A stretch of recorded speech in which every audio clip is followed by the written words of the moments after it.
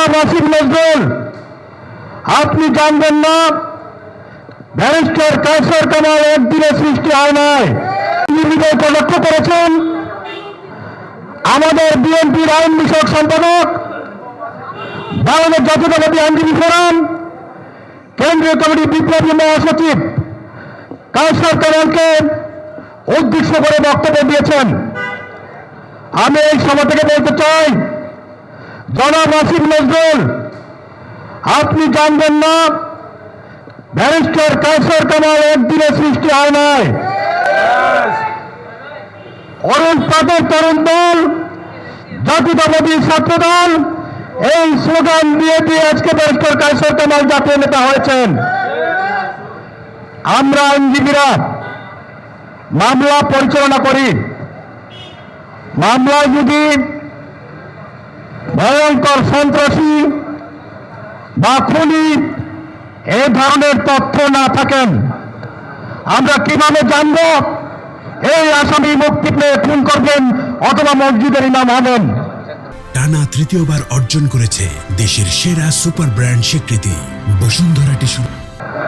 Barrister Kaiser Kamal নির্দোষভাবে একজন senior হিসেবে মামলা করেছেন। ওনাকে জেল থেকে মুক্তি দেওয়ার দায়িত্ব সরকারের। সরকার কেন তাকে মুক্তি দিয়েছে? যদি তারা জানেন খুনি সন্ত্রাসী, সরকার চাইলে তাকে সোন অ্যারেস্ট করতে পারতেন, সেগুলি করে না।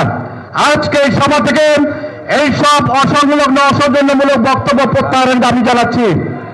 আর একটি বিষয় বলতে চাই, ব্যারিস্টার কায়সার কামালের নেতৃত্বে বিগত 25 আমলে সারা বাংলাদেশের আইনজীবীরা সর্বোচ্চ ভূমিকা রেখেছে ফ্যাসিস্ট সরকার বিদায়ের রাজপথে।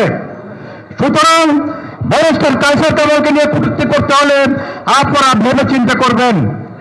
আরেকটি বিষয় বলে বক্তব্য শেষ করব।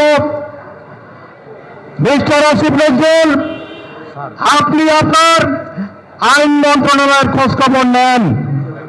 ওখান থেকে ডিএজি নিয়োগ দেওয়া হয়, ওখান থেকে বিভিন্ন আদালতে মামলার জামিনের তদবির করা হয়। সুতরাং বিচার বিভাগ নিয়ে কটাক্ষ না করেন, আইনজীবীদের নিয়ে কটাক্ষ না করেন, আপনি আপনার ঘর সামলান এবং অবিলম্বে এই বক্তব্য প্রত্যাহারের আবেদন জানাচ্ছি। অন্যথায় আমরা আরো কঠোর কর্মসূচি দেব ইনশাআল্লাহ।